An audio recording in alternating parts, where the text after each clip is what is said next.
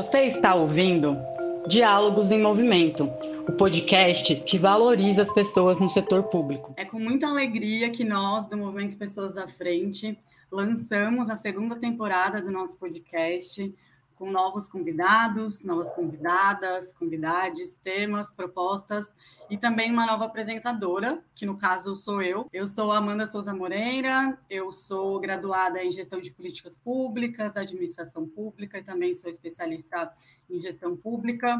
Faço parte do time de articulação e mobilização da Fundação Lehman e também faço parte da Secretaria Executiva do Movimento Pessoas à Frente. Nesse primeiro episódio de 2023, vamos debater um tema que já começamos a discutir no ano passado, para entender como é possível aumentar a diversidade de gênero dentro do setor público. Sem delongas, eu gostaria de apresentar os nossos convidados, convidadas de hoje. Para participar desse primeiro Diálogo em Movimento do ano, nós convidamos a Joyce Trindade, secretária de Políticas da Mulher da Prefeitura da cidade do Rio de Janeiro, gestora pública pela UFRJ, e o Mariano Lafuente, especialista principal em modernização do Estado no Banco Interamericano de Desenvolvimento, BID. Agradeço por toparem o convite, Joyce, Mariano, sejam muito, muito bem-vindos. E a todos que nos escutam, sejam muito bem-vindos.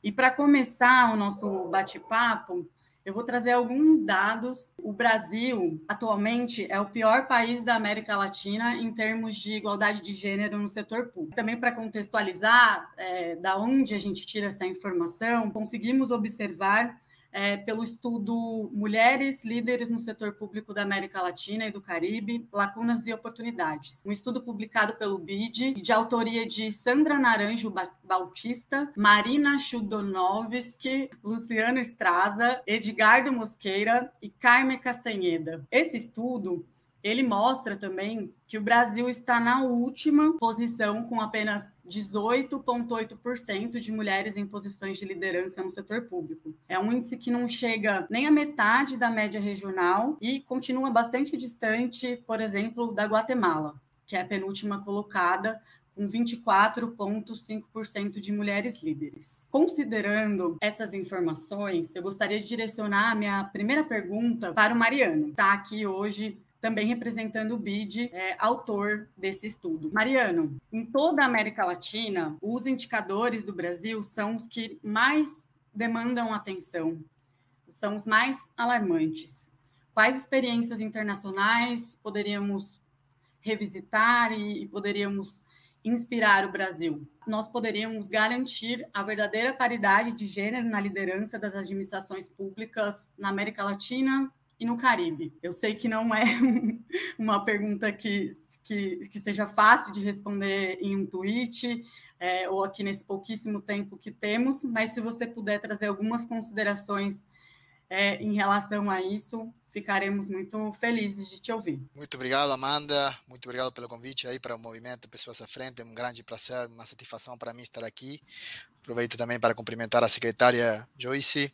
Prazer compartilhar o painel aqui com você. Primeiro, obrigado pelo interesse aí na pesquisa do BID, né? Gostaria de começar esclarecendo, né, que a pesquisa é com dados de fevereiro de 2022, tá? São um ano atrás.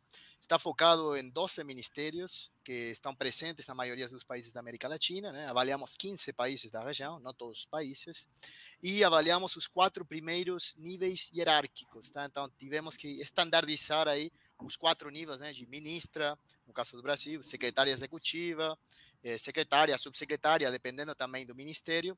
Então, aí estão os dados, esses são os resultados que você colocava, Amanda. Então, eu vejo 3 principais desafios, tá, que aplicam no Brasil, mas a região também em geral, né? Então, um primeiro desafio que essa publicação tenta aí de abordar é a falta de informação. Então, em muitos países, não temos esses dados desagrupados regularmente sobre a presença de mulheres em cargos de liderança no setor público, né? Então, sem essas informações, é muito difícil projetar intervenções, né, ou as medidas que vamos falar agora, que poderiam ser tomadas, mas esse é o primeiro passo, isso é muito importante, e esse é o primeiro desafio. O segundo desafio é a falta de igualdade formal, né, a falta de presença das mulheres em posições de liderança, né? Que uma coisa a igualdade formal, né, a presença, mas pode ser diferente também a igualdade efetiva, né, que a mulher tenha essa influência na tomada de decisões nos governos, além de essa presença formal, né? Uma reflexão que eu gostaria de deixar aqui, que para o caso do Brasil, o problema não parece ser somente do Poder Executivo Federal, né, em fevereiro de 2022. No mesmo livro, né, temos estatísticas, por exemplo, do Congresso, onde no Brasil, né, tinha 13,8% de presença, de representação de mulheres em 2021, por exemplo.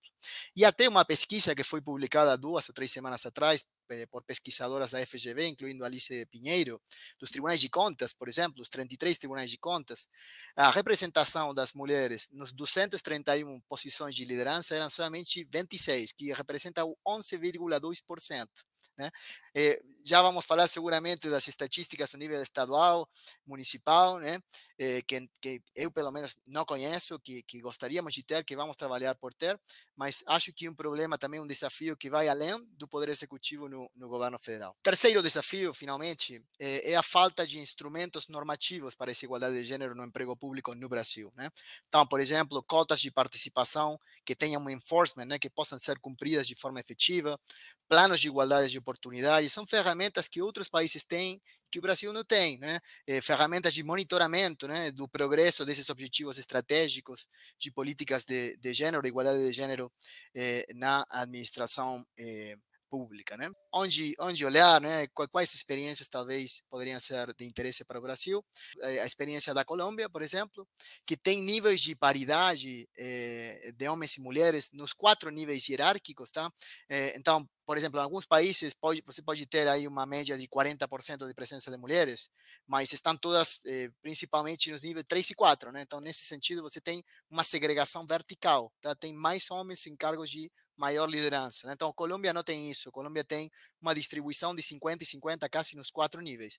E também Colômbia tem uma coisa interessante, não tem segregação horizontal, tá? Acontece muitas vezes em vários dos países que avaliamos que as mulheres têm maior representatividade, né, em setores com estereótipos onde as mulheres têm maior presença tradicionalmente, educação, saúde, desenvolvimento social. No caso da Colômbia, acho que é interessante que o resultado, a foto, né, que tiramos o ano passado, também tem essa paridade entre os diferentes setores. Né? Então, a Colômbia tem cotas de gênero, por exemplo, na administração pública de 30%, né, já desde o ano 2000. Tem essas ferramentas, esses planos, tem essa maior capacidade institucional para implementar essas políticas de gênero. É impressionante. Você traz, por exemplo, esse desafio da falta de informação e nós, inclusive, a gente tem sentido que o desafio é ainda maior.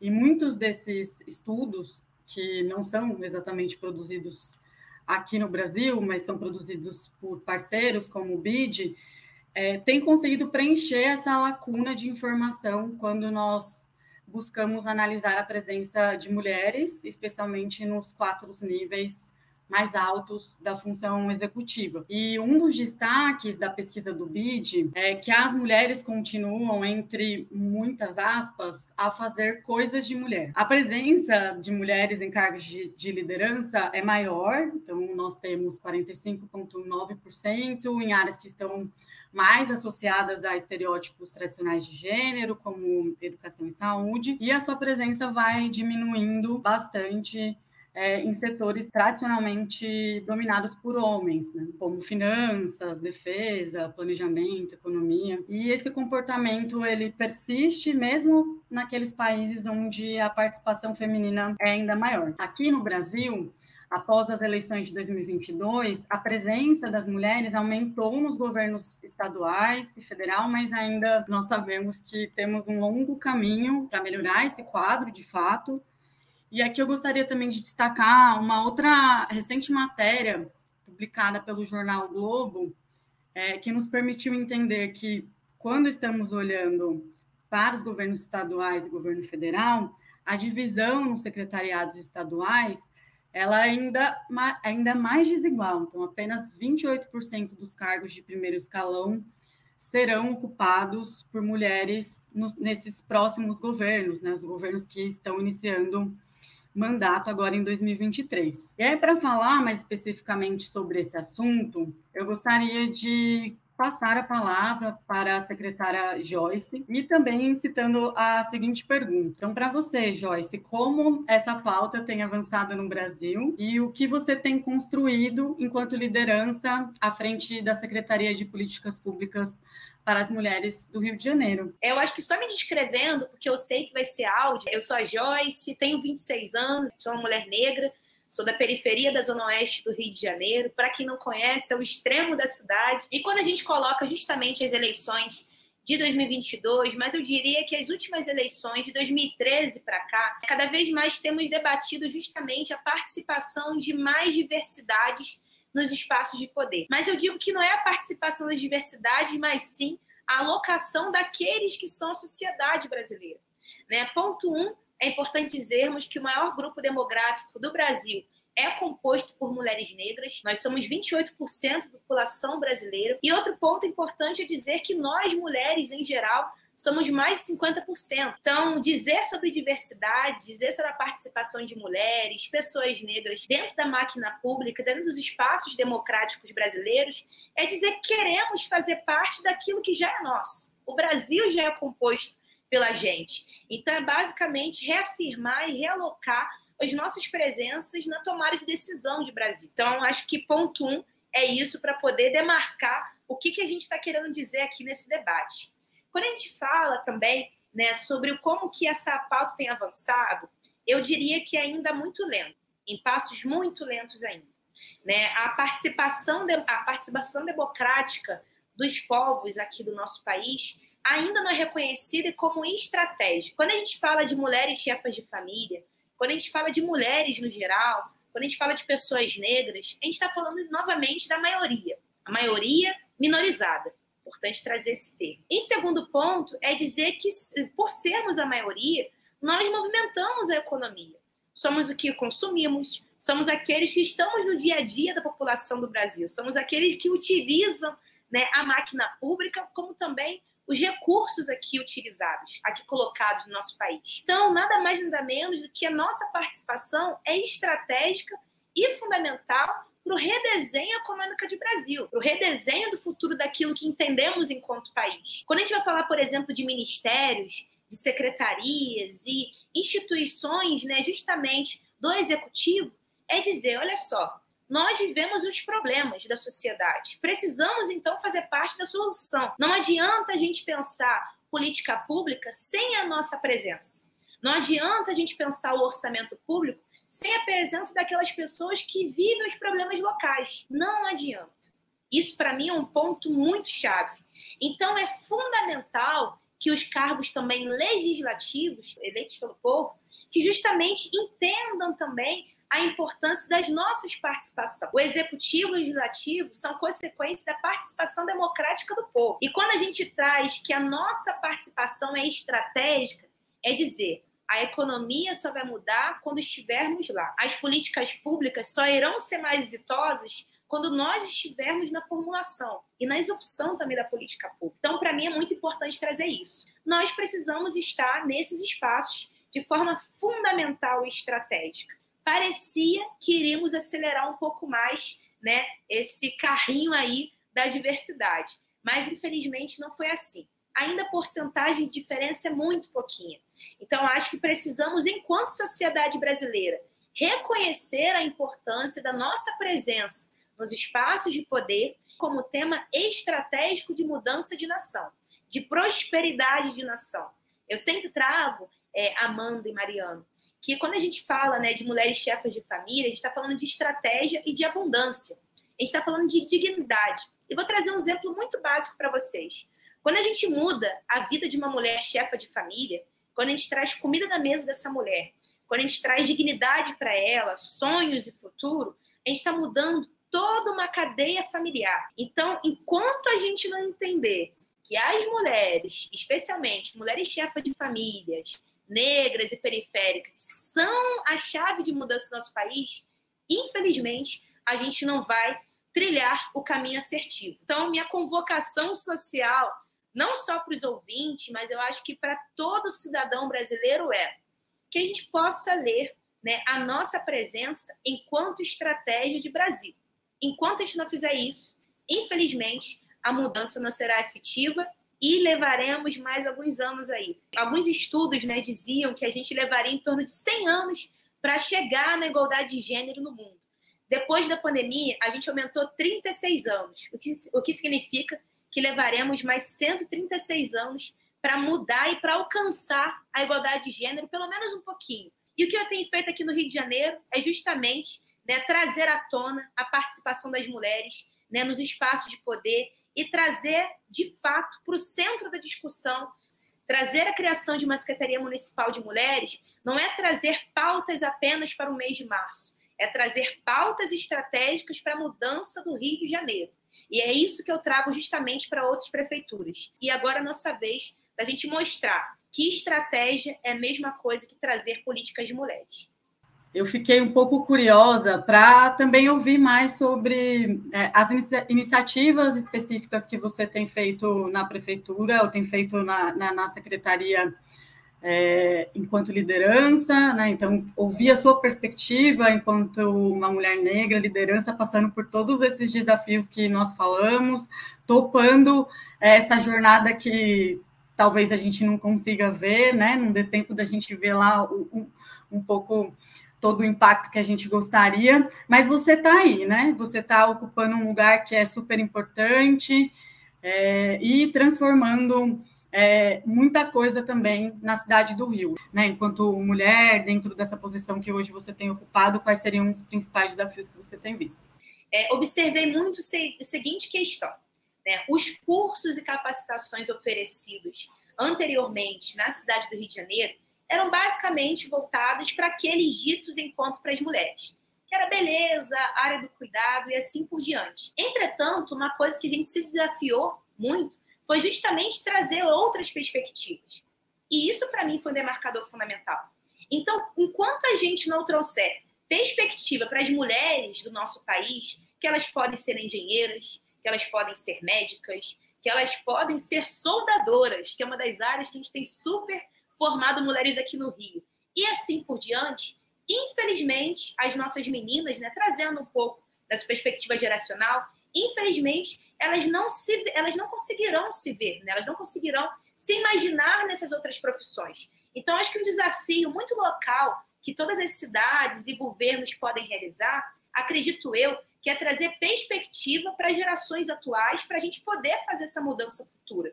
Então, quais são as áreas de capacitação que as mulheres não estão inseridas e que os governos precisam se responsabilizar para fazer a mudança? Eu acho que ponto 1 da minha fala seria isso. Se na formação geral não existem mulheres na área da indústria, se na formação geral não existe um grande número de mulheres formadas na programação, é responsabilidade dos governos trazer a capacitação, trazer orçamento público para estas áreas e trazer também um diálogo constante junto com as empresas para poder contratar essas mulheres. Eu acho que é nosso papel, enquanto governo, estimular, né, também o mercado. A gente justamente está se comprometendo com a mudança econômica da nossa cidade e nosso país. Então, ponto 1 da minha fala seria isso. A gente tem feito muito investimento para a qualificação profissional das mulheres nos mercados não convencionais para o gênero feminino, disputando mesmo, né, colocando, olha só, existem mulheres, sim, capacitadas e qualificadas para todos os mercados de trabalho. Nós não queremos tirar os homens, nós queremos competir junto aos homens de igual para igual. É isso que a gente dialoga muito junto às instituições de ensino e junto às empresas, e nós fomentamos, a partir de orçamento mesmo, bem robusto, para colocar de fato isso. A diversidade não é orgânica, gente. Ah, que bonitinho, que legal, beleza. Mas não é orgânico. Ela é provocada, ela é estimulada, ela é financiada. E o governo precisa entender isso. A diversidade, né, a inclusão de mulheres nos espaços de poder não é pauta orgânica. A gente tem que provocar, de fato. Ah, Joyce, se a secretaria já é de mulheres, já é diversa. Não. Eu preciso estar muito atenta quais mulheres eu estou colocando na minha equipe. Eu preciso estar muito atenta para colocar todos os perfis de mulheres. Mulheres negras, mulheres brancas, mulheres de periferia, mulheres de classe média. Todas as pluralidades do que é ser mulher. Porque trazendo aquela palavrinha que é muito importante, né? Acredito que todo mundo que está no setor público já ouviu, que é a palavra interseccionalidade. múltiplamente pensantes, vão trazer respostas mais equânimes. Isso também é um ponto fundamental. Os governos precisam trazer ouvidorias, precisam trazer equipes qualificadas, como psicólogos e advogadas, para atender, sejam servidoras públicas, sejam cidadãs. Porque a violência contra a mulher, no sentido geral, da boca do povo, geralmente é violência doméstica familiar. Porém, não, gente. A violência contra a mulher ela é muito mais ampla e muito mais subjetiva. Então, também é importante que os governos se comprometam a debater isso de forma profunda. O primeiro caso que eu enfrentei aqui na Prefeitura do Rio de Janeiro, enquanto secretário, foi um caso de uma juíza. Uma juíza, classe média alta, que ninguém diria que ela poderia ser vítima de feminicídio. E foi meu primeiro caso enquanto secretária de mulheres. O exemplo que a gente teve, né, trazendo aqui da nossa ministra Simone Tebet, que logo no início da gestão, né, ela trouxe sobre a dificuldade que ela estava tendo de justamente encontrar mulheres negras para estar dentro das suas equipes. Mas a minha pergunta é o seguinte: será que não existimos ou será que não estamos nas redes?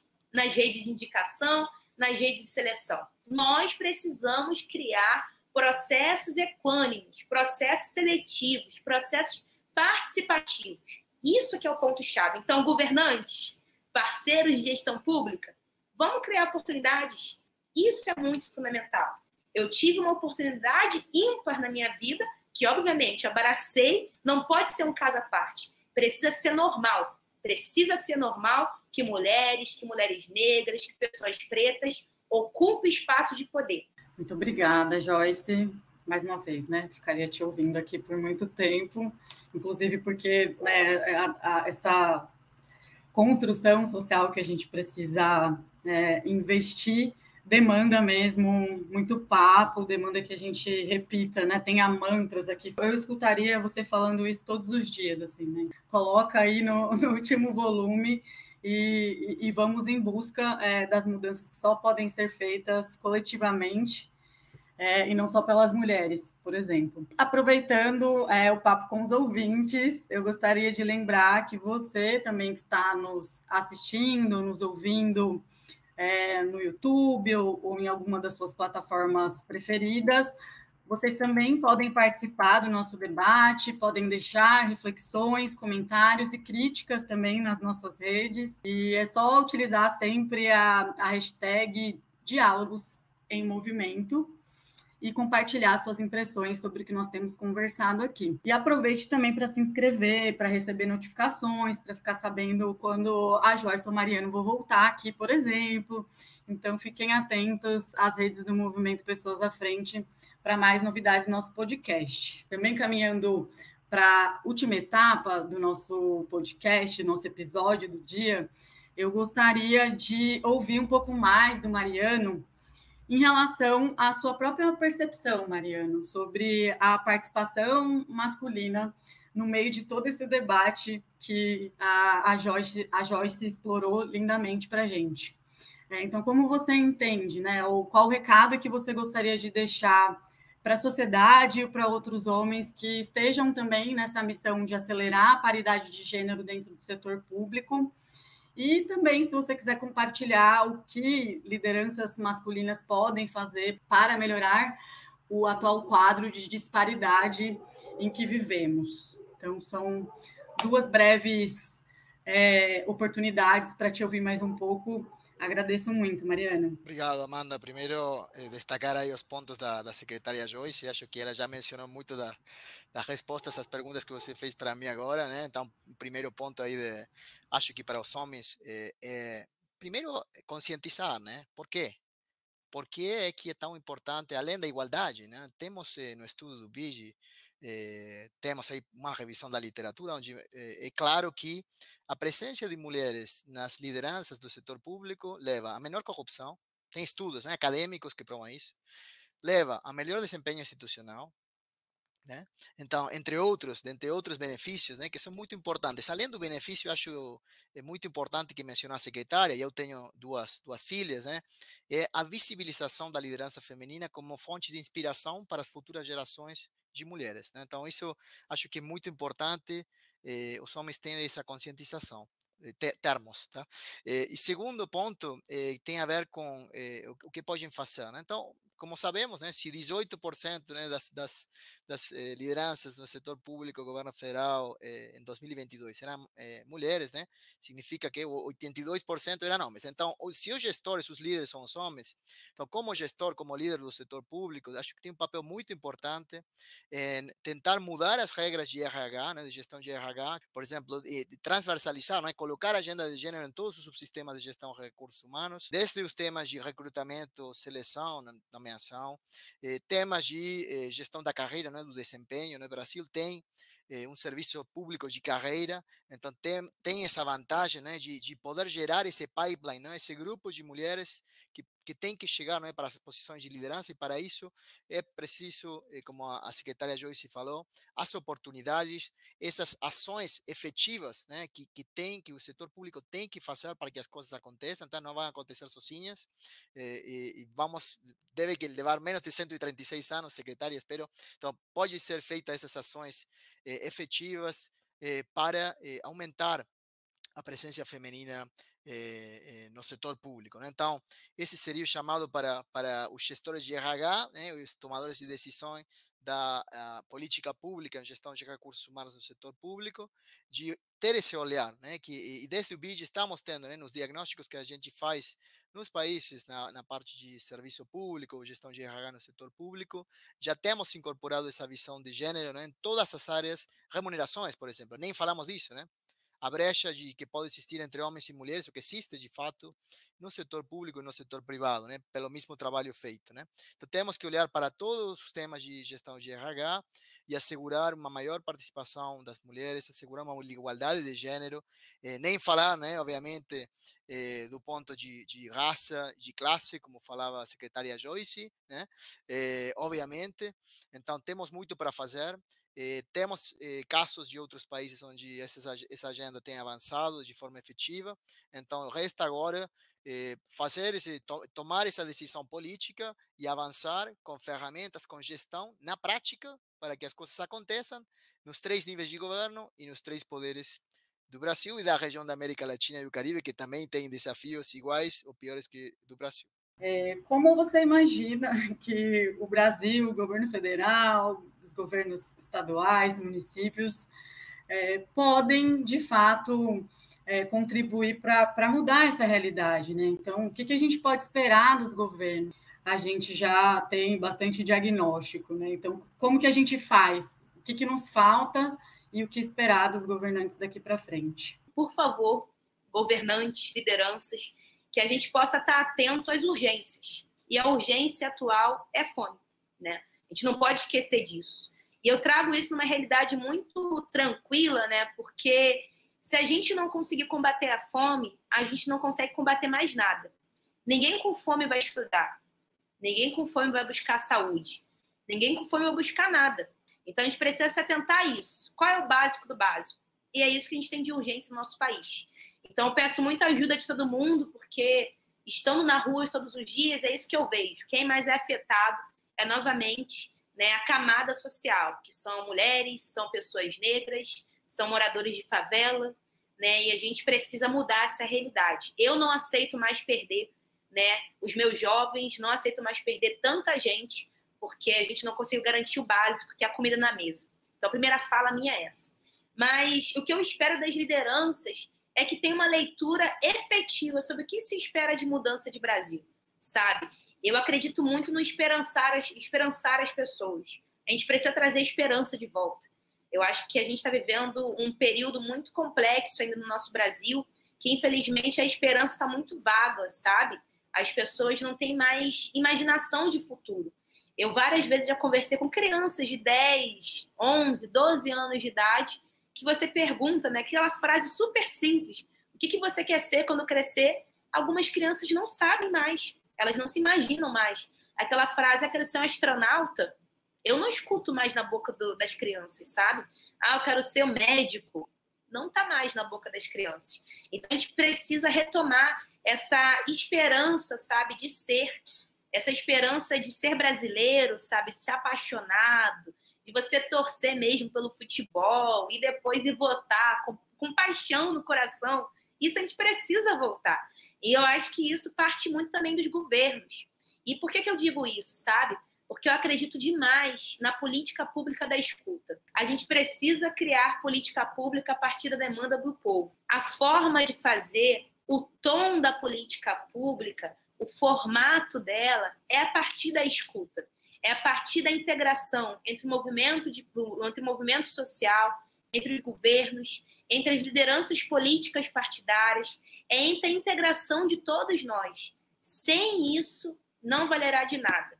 Porque cada um vai criar a sua fórmula secreta que, no final, não integra todo mundo. Se escutem e escutem os outros. A gente precisa criar políticas intersetoriais, interseccionais e, principalmente, integradas. Não adianta eu, enquanto secretária de mulheres, criar política pública sozinha. Não vai valer de nada. A gente precisa trabalhar em conjunto.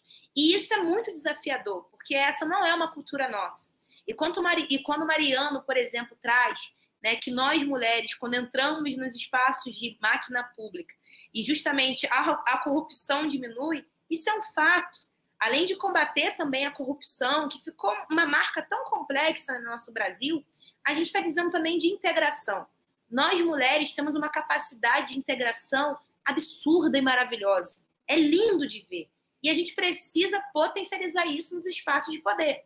A gente sabe fazer isso porque a gente foi criada fazendo isso, literalmente. Eu, enquanto governante, pratico isso todos os dias, né, que é fazer uma escuta ativa com todos os entes federativos e entes sociais e também trabalhar em conjunto. Sem isso, continuaremos, né, sem resolver problemas complexos, porque assim a gente consegue chegar numa equação que realmente contempla todo mundo no mesmo lugar. Antes de encerrarmos, eu gostaria de relembrar que aqui no Movimento Pessoas à Frente nós entendemos diversidade como um tema transversal e como condição para um serviço público capaz de representar toda a sociedade e, sobretudo, de produzir políticas públicas que considerem as perspectivas dos diferentes perfis de cidadãos e cidadãs do nosso país. O nosso podcast está chegando ao fim e nós queremos saber o que você está achando desse debate. Então, deixem os seus comentários nas redes do movimento e até a próxima. Esse diálogo continua nas redes do Movimento Pessoas à Frente. Siga e nos acompanhe.